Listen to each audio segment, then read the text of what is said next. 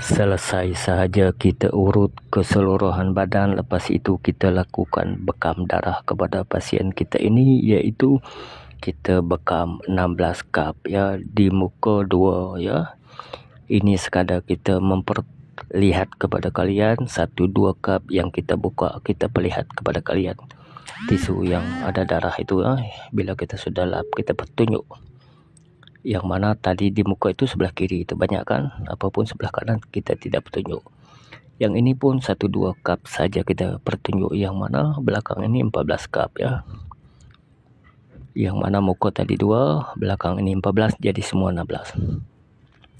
Perhatikan setiap cup yang kita buka, kita pertunjuk kepada kalian. Inilah dalam istilah berbekam darah berat, darah yang bertoksik, darah yang layaknya dibuang, tidak seharusnya kita biarkan di tubuh badan. Dengan kita mengeluarkan darah ini sangat memberi kesan kelegaan, pengurangan dan pemulihan terkait dengan sakit yang terkait.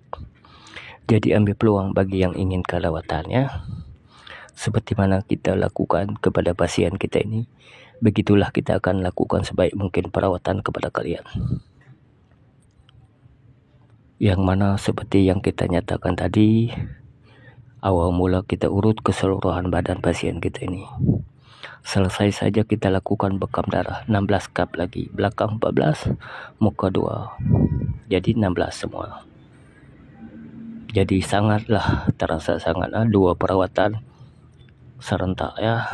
Jadi ambil peluang, apapun permasalahan kalian ingin perawatan, boleh coba mampir datang, boleh rasa. Semoga kalian yang datang akan mengalami kelegaan dan pemulihan terkait dengan sakit yang kalian hadapi. Sebagai tukang rawat, kita semampu daya melakukan perawatan yang kita inginkan. Semoga kalian akan mendapat kesan dan keselesaan dan pemulihan itu yang kita inginkan ya. Ambil peluang bagi yang ingin perawatan, apapun permasalahan memberat pada kalian. Kita ada pelbagai perawatan selain daripada bekam. Kita ada urut, kita ada bekam prosedur ambil darah dari urat, kita ada juga rawatan kuasa memerahkan badan, cucuk jarum akupuntur, rawatan terehit below, pemanas badan pun ada. Banyak manfaat semua perawatan itu ya. Kita ada urut kaki saja pun ada, urut belakang saja pun ada, urut muka saja pun ada, urut perut saja pun ada. Boleh mampir datang, boleh coba, boleh try ya. Bagi yang pernah merasa perawatan, mereka tahulah bagaimana rasanya selesa.